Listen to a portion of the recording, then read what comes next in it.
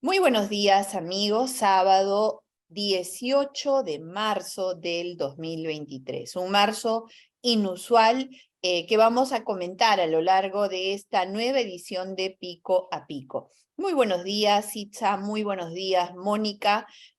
Feliz por compartir un sábado más y agradeciendo en primer lugar a Dios que nos permite una oportunidad más de dirigirnos a nuestros amigos, que es posible por la Coordinadora Republicana. Síguenos en nuestras redes a través de CRTV en YouTube. También estamos en todas las redes sociales. Además, agradecemos a BHTV, nuestro canal, que nos ves en el cable más. Y por supuesto, al portal La Abeja. Muy buenos días nuevamente, chicas. ¿Cómo están? Buenos días, Rosita. Buenos días también a los amigos que nos están viendo. Y por supuesto a mi otra amiga, Mónica. Buenos días. Hola. Hola, Rosa, Sitza. Quiero abrazar y desear un mejor día a todos nuestros hermanos de Chaclacayo, Cieneguilla, de Jicamarca, del Rímac, Tumbes, Piura, Ancash, Ica, Arequipa, Huaral, hoy día que están sufriendo los estragos de los huaicos. Un abrazo para ellos. Son momentos que quienes estamos en los lugares a donde no llegan las inundaciones, los sentimos con mucho dolor, pero yo creo que nada se compara con ese sentimiento de abandono que pueden estar sufriendo muchos de ellos en esta situación en la que ya parece que estamos sufriendo los estragos de un terremoto, ¿no? He tenido conocimiento, por ejemplo, hoy día que hay un distrito en Leonardo Ortiz, en la provincia de Leonardo Ortiz, es el distrito de Santa Ana, que hace 5 días que está inundado y no recibe la visita de ninguna autoridad local, regional ni nacional. Para todos ellos, mi abrazo. Gracias. Efectivamente, Mónica, y ese es el primer tema que es obligatorio tocar. Todo el efecto, todas las consecuencias que el ciclón Yaku ha dejado a través de su paso en el Pacífico, en las costas de nuestro Pacífico, es realmente devastador. A todas las regiones que acabas de expresar tu solidaridad, Mónica, yo le sumaría también Lambayeque, que ha sido golpeada brutalmente. Y esto definitivamente, y es el primer punto de análisis de esta edición de Pico a Pico, tiene que ver con la respuesta del gobierno frente a eventos como este.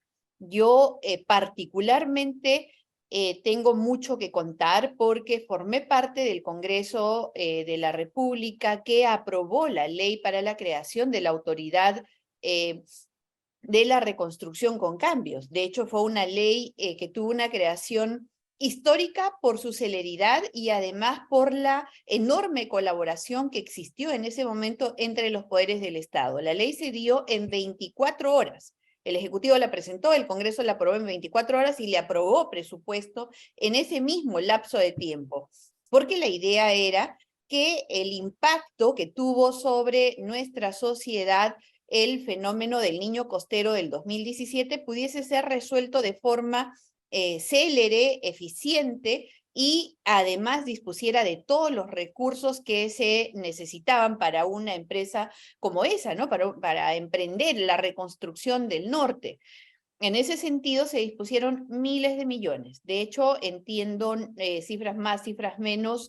No sé si Mónica las tiene con precisión, ella que siempre está súper informada con este tipo de cosas, pero entiendo que ya supera los 15.000 millones de soles lo que se ha invertido en la reconstrucción.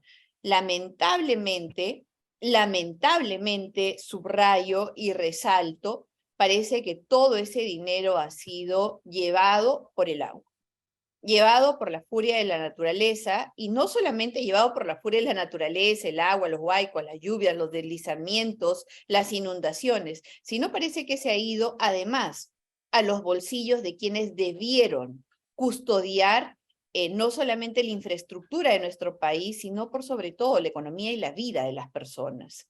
En el norte se ha inundado, se han activado las mismas quebradas y mucha gente nuevamente lo ha perdido todo. Y otra vez estamos en la solidaridad y llévale la comida, llévale el agua, llévale la atención con medicamentos. Y los 15.000 millones que eran para represamiento, para cauce de quebradas, para prevención, para mitigación, ¿dónde están? Chicas.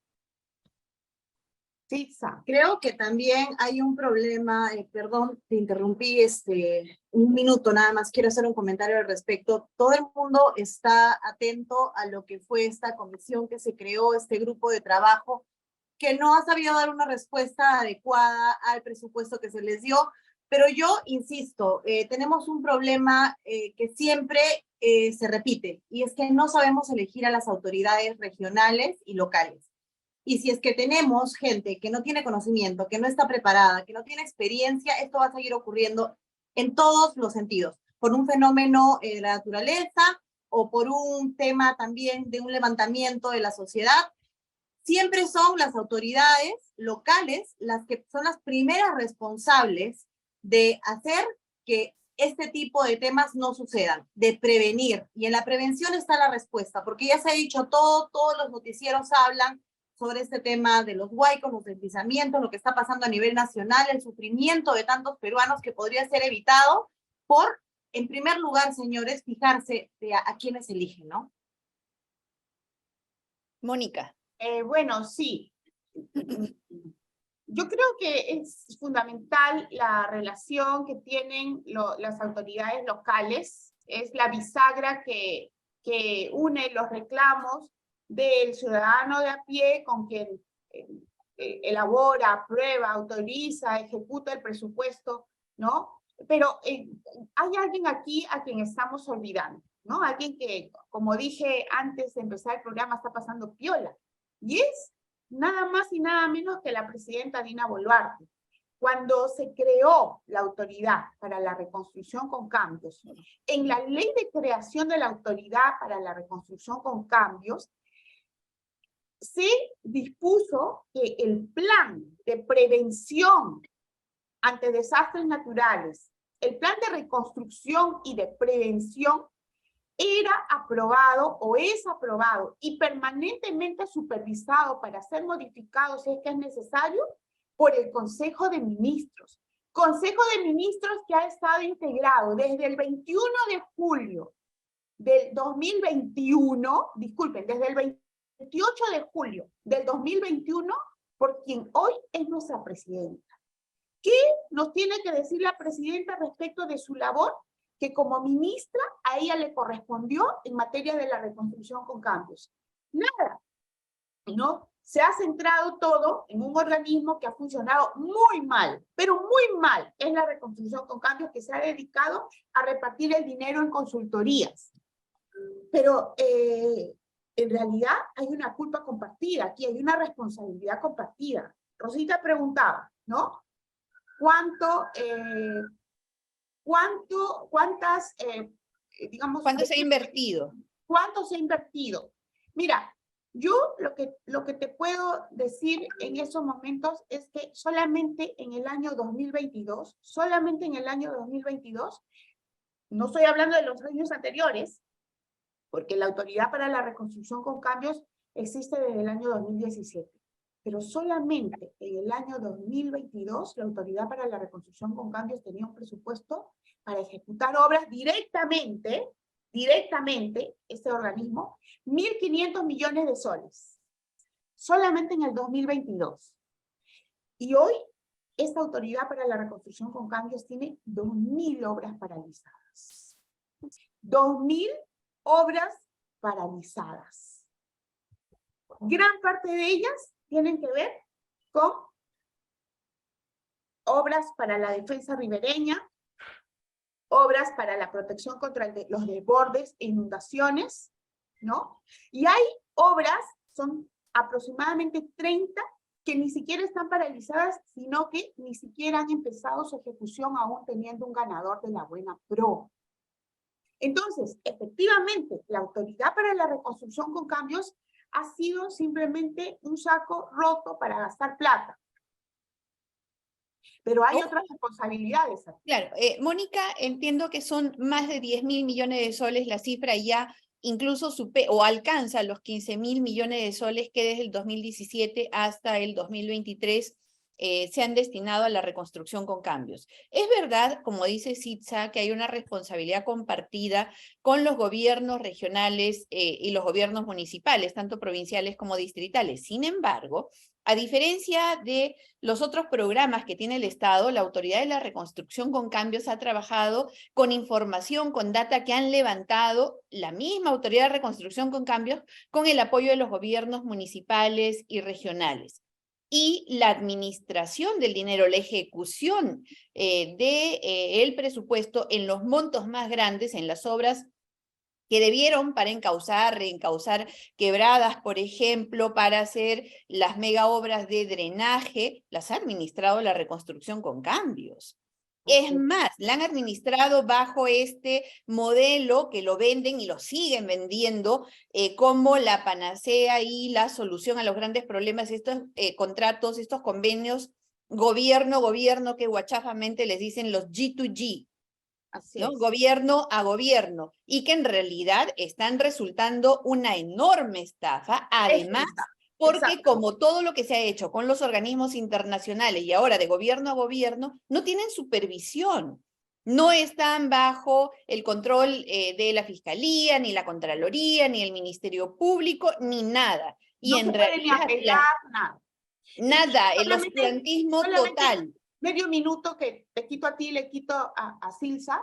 Lo peor de estos contratos de gobierno a gobierno es que nosotros entregamos nuestros recursos, nuestro dinero a un gobierno extranjero contra el cual no tengo nada, que es, por ejemplo, el gobierno de Reino Unido, que llega al Perú y decide con nuestra plata a quién le entrega el contrato, y casi siempre es a empresas chilenas. Por favor, no es nada contra nuestros amigos chilenos. Pero lo que pasa es que en el último lugar de la fila están las constructoras peruanas con su propuesta ahí levantando la mano para que les hagan caso, y viene el gobierno de Reino Unido y dice, tú, empresa chilena, tú. ¿Y qué hacen las empresas chilenas? Subcontratan. Una vez que las chilenas ganan los contratos, subcontratan a las empresas peruanas y les pagan menos, y a veces hasta no les pagan. Eso es una pérdida de soberanía. Si vamos a seguir así bajo el pretexto de que todos los peruanos somos corruptos, lo cual es falso, pues mejor que venga pues el príncipe Carlos y su esposa Camila a gobernarnos, porque ya nos habremos convertido en una colonia británica.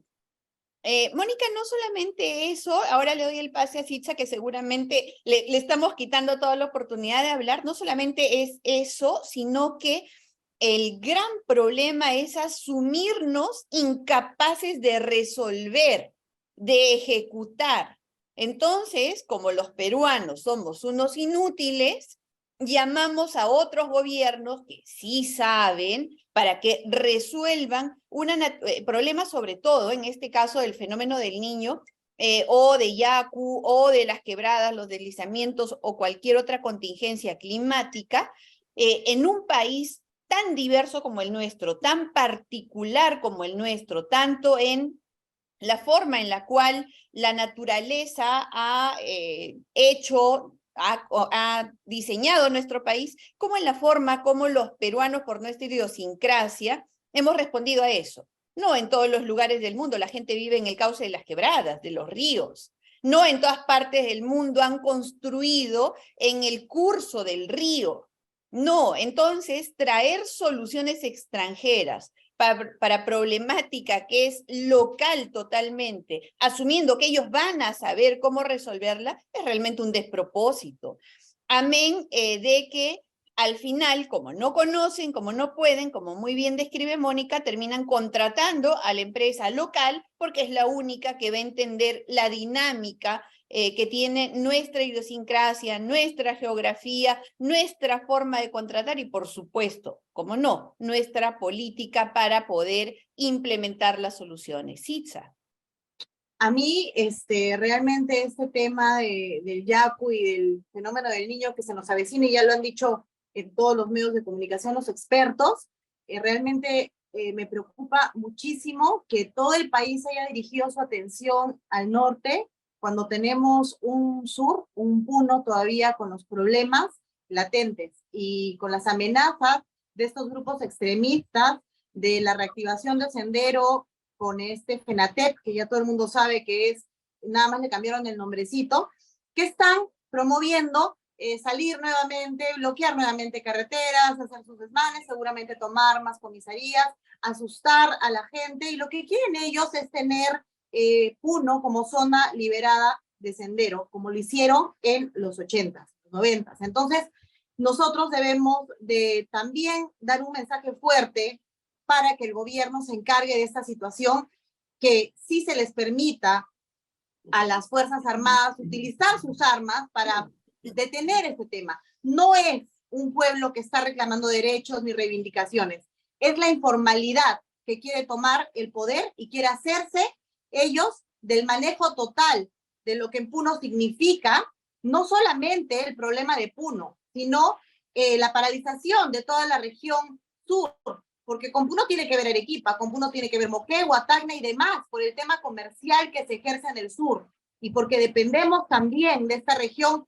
En muchos casos los arequipeños dependen, porque hay temas que tienen que ver con Puno. Entonces, un pedido especial para que las Fuerzas Armadas y sobre todo la presidenta del país, por favor, tome acción en Puno. Claro, Mónica. Sí, bueno, se cumplen, creo que ayer se han cumplido 100 días del gobierno de la señora Dina Boluarte, y a mí me preocupa muchísimo, me preocupa muchísimo la permanencia de la señora Dina Boluarte.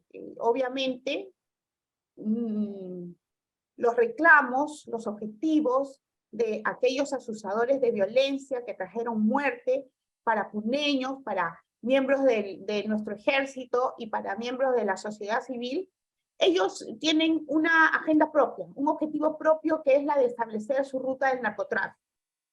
Yo creo que la señora Dina Boluarte no debería ser la presidenta del Perú en estos momentos tan difíciles. No por lo que dicen los violentistas, no por lo que dicen los asusadores del terrorismo, sino porque no tiene las condiciones para ser presidenta del Perú. Yo recuerdo cuando durante la pandemia critiqué los gastos, las decisiones, las reuniones que tenía Martín Vizcarra con empresarios que después resultaron ser los vendedores de las pruebas rápidas, y algunos me respondían diciendo que no era el momento de crear desunión, que había que unirse al señor Martín Vizcarra para luchar contra la pandemia, que no era oportuno hacer críticas sobre la forma en que se gastaba, la forma en la que se decidían los gastos del Estado. Y miren, el resultado fue que tanto Martín Vizcarra como su ministra María Antonieta Alba lucraron con la pandemia. 200.000 peruanos que hoy hacen falta en su casa. Yo creo que algo parecido está sucediendo con la señora Dina Boluarte. Yo he leído hoy día en una editorial de Comercio que felizmente Dina Boluarte está cambiando a los principales funcionarios de Pedro Castillo. ¡Falso!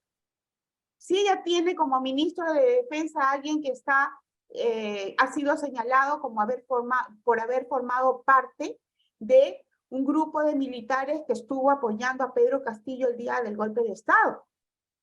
Si la señora Dina Boluarte, a pesar del fracaso de las contrataciones públicas, del fracaso de la ejecución de las obras públicas, tiene todavía como presidenta del organismo supervisor de contrataciones del Estado a la señora Ada Basulto, designada por el corrupto Pedro Castillo, yo creo que la señora Dina Boluarte realmente nos va a traer tan malas noticias como las que nos trajo Martín Vizcarra. Y ojo, datitos solamente que sirven para ilustrarnos.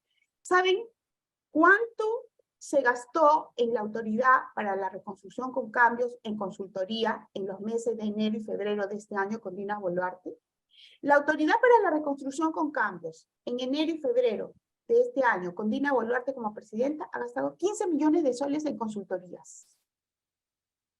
Esto quiere decir que la señora Dina Boluarte no es garantía del buen uso de nuestros recursos hoy, que tanto los necesitamos, como los necesitábamos en el tiempo de la pandemia con Martín Vizcarra. Gracias. Efectivamente, Mónica y Sitza tienen toda la razón. El programa de hoy lo hemos tenido dedicado a la desgracia climatológica del norte y a la desgracia político-social del sur.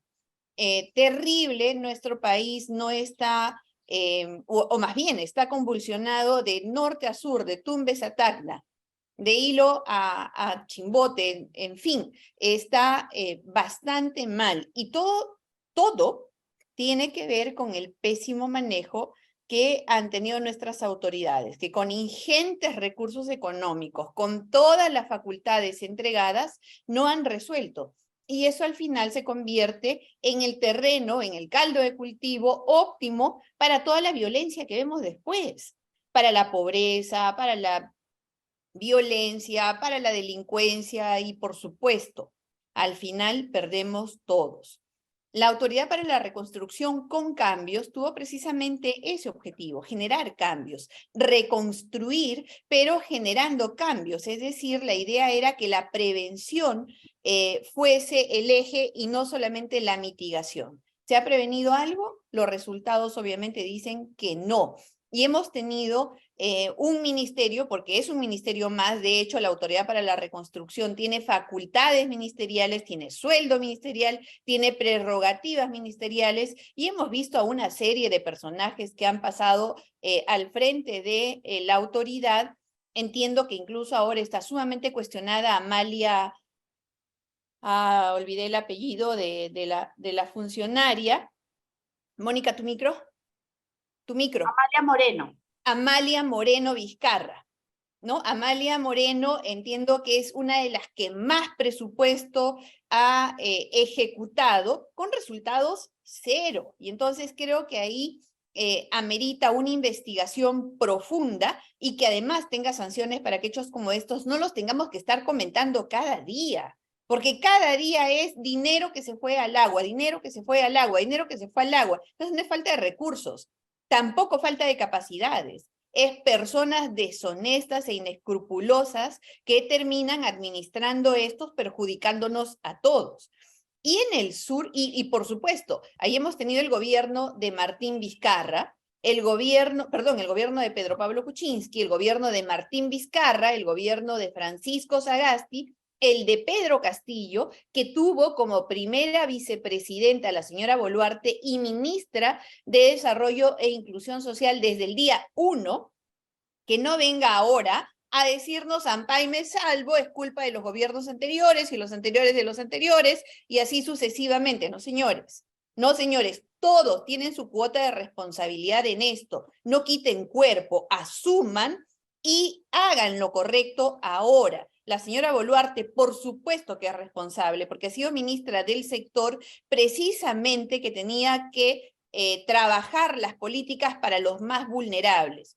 Ha formado parte del Consejo de Ministros, ha sido primera vicepresidenta y estuvo al lado de Pedro Castillo todo el tiempo hasta que se decidió ser su sucesora, hasta que ella decidió, supongo en algún momento, ya fue convencida de que el gobierno de su aliado, de la persona por la que hizo campaña, de la persona con la que cogobernó, era inviable. Y recién ahí pues yo no tengo nada que ver con Pedro Castillo y ahora la culpa es no se sabe de quién, por favor. Y el sur, los problemas del sur sí tienen ya que ver directamente con la señora Boluarte y con todas las políticas que ella ha implementado. Tienen que ver porque esto se gestó y se incendió por el descontrol que la señora Boluarte permitió, por el discurso dual que ha tenido todo el tiempo. Sí, pero no, sí, pero quizás, invadan, vengan a Lima, tomen Lima, pero pacíficamente, etcétera, etcétera. Ya tenemos decenas de fallecidos, también tenemos a miembros de las Fuerzas Armadas fallecidos en las peores circunstancias. Más bien, tenemos decenas de asesinados y esto no puede continuar. De ninguna manera, no sin que por lo menos aquí en Pico a Pico levantemos la voz. Chicas, el tiempo se nos ha ido ampliamente. Mensaje final, Sitza, luego Mónica. Bueno, mi solidaridad con todos los que están pues pasando los momentos de angustia en este momento y no queda otra cosa también que pedir nuevamente, ¿no? Al gobierno que tome cartas en el asunto en uno. O sea, la situación está desbordada y le está afectando también económicamente, ¿no? Las pérdidas son enormes en todos los sentidos, así que para que tengamos realmente una muestra de que la señora está haciendo bien el trabajo que se le ha encomendado y el enorme reto que tiene como la primera presidenta mujer, que haga lo que le corresponde hacer y que ponga fuerza para que la situación en el sur se pacifique y estemos con tranquilidad y paz, que eso va a dar una muestra muy importante de que sí sabe hacer su trabajo, ¿no? Ok, bueno, ojalá que las autoridades tengan los reflejos suficientes, tengamos en cuenta que se anuncia también los siguientes efectos del fenómeno del niño, ¿no? Empezando por lo del niño costero. En consecuencia, ojalá pues que tengamos las respuestas, no solamente a las consecuencias, sino a estas situaciones de riesgo que todavía no terminan. Un abrazo especial para mis paisanos de Cañete, de Coaillo, Quimaná, Calango, Lunahuaná y Chilca, que han sufrido, además de la angustia, como dice Sitza, por los huaicos, la pérdida de los cultivos, pérdida de animales. Un abrazo para mis paisanos de San Vicente y de Imperial. Ojalá que ya por unos días, por lo menos, las fuertes precipitaciones se calmen. Y la próxima semana yo creo que tendremos que dar unos minutos para hablar de esta sinvergüenzada, disculpen, no hay otra palabra para esta situación, que significa que la señora Betsy Chávez, a pesar que el Poder Judicial ha dictado su impedimento de salida, obviamente porque hay indicios de la comisión de algunos delitos, siga recibiendo, a pesar de esa situación, siga recibiendo su remuneración como congresista. Yo creo que ese tema vamos a tener que comentarlo y bueno, tendremos opiniones diversas. Les envío un abrazo para todos, para ti Sitza, para ti Rosa, y un abrazo para todos los peruanos. Ojalá podamos, desde donde estamos, colaborar con ellos. Las parroquias son un excelente centro de acopio de ayuda humanitaria para quienes en estos momentos nos necesitan. Un abrazo para todos. Un abrazo, chicas, y efectivamente, fenómeno del niño anunciado hasta junio, ¿verdad? Hasta junio. Hablaremos de eso en el siguiente programa porque tenemos que estar preparados. Gracias, buenos días. Adiós. Chao. Gracias, adiós.